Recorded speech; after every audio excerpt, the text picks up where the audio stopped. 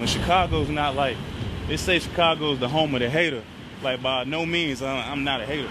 But it's just, I feel like a lot of average material, a lot of these cats get accolades for average stuff, you know what I'm saying? Like, if you go to a 9 to 5 and do half your job, you might be fired within 90 days. Trying to make you understand what I'm saying. And this is not a motherfucking game that I'm playing. I gotta work the plan, understand I'm the man.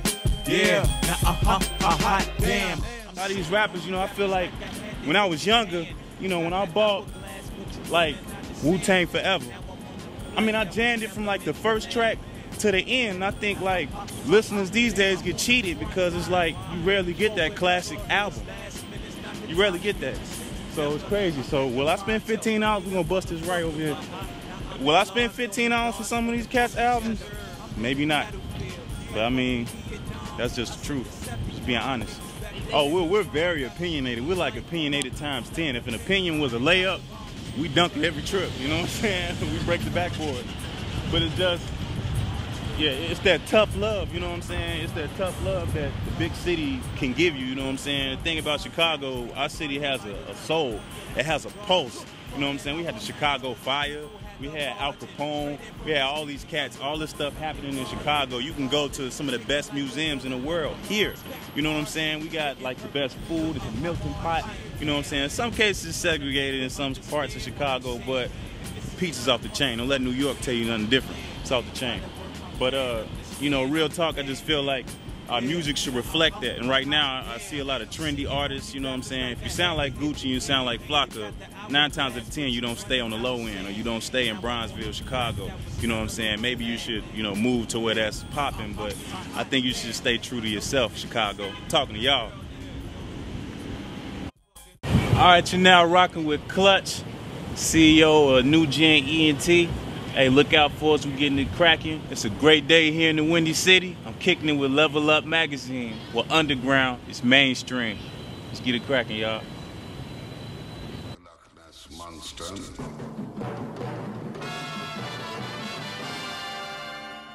The Fire for Hire mixtape, it kind of sharpened my sword.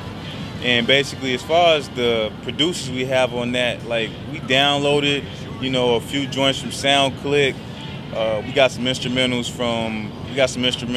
produced by Ninth Wonder, Johnny Giuliano, just to name a few.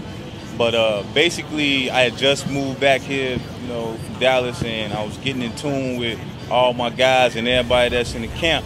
And basically, there's about 15 songs we left off of Fire for Hire. But I mean, that was definitely something that actually got us to where we are today. And it calls for each one of us that was involved with that project to grow artistically. Now, as far as blue collar product, I mean, the meaning in that name is strong, you know what I'm saying? The blue collar, I mean, it's just hard work. And that's just what I do. I work hard, like straight up. This is what I do. I talk passionate about my music. There's a lot of people that tell me that, all right, let's stop talking about music for 1 second. But I mean, the blue collar product is just basically my story. And it's basically a lot of songs that's comprised of like the basis of it is basically like all of my struggles and everything that I went through in the past coming up to this point. So, I mean, it's a very strong project, and it's after the Fire for Hire mixtape. So if you grab both, listen to Fire for Hire first, because there's some gems on there. But I just want you to prepare yourself for blue collar product, because it might knock you out if you don't, you know, you might overdose or something, I don't know. Be careful. I don't want nobody suing me.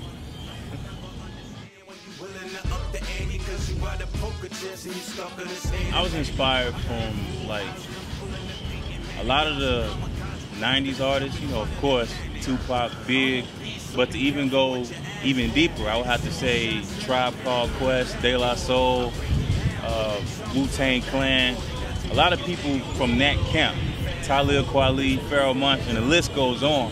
But the biggest thing that I learned about that is like, you can say like a million things, you know, in one line. Like, it could be interpreted different ways.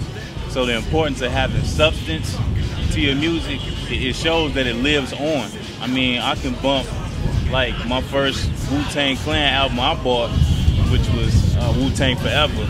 I can beat that like all the way through to this day, just like sophomore year when I bought it in high school. So the music that contains substance that you put time and effort into, it will last.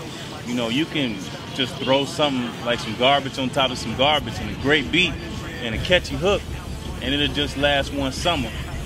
You know what I mean? I want to, you know, feed my unborn kids, you know what I'm saying, before they even get here, you know what I mean? All right, y'all, a lot of my music could be found on Reverb Nation, www.reverbnation.com/MrClutch81.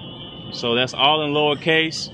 So that's Mr. Clutch 81 after ReverbNation.com, and you'll be able to actually see like the lineup of a lot of songs that I got going on. I'm also on Twitter, Mr. Clutch 411. I do my thing, bar none, I'm an asshole. I'm fucking with your broad in your bathroom. I make moves, but I calculate the math though. Then I use the crab to diversify my cash flow. I want the whole world. Look, man, it's all ours, or all mine. If I seen it from my side of Mars, that nigga's old news. I mean it from the heart. You got the Nick Cannon bars compared to the God. All right.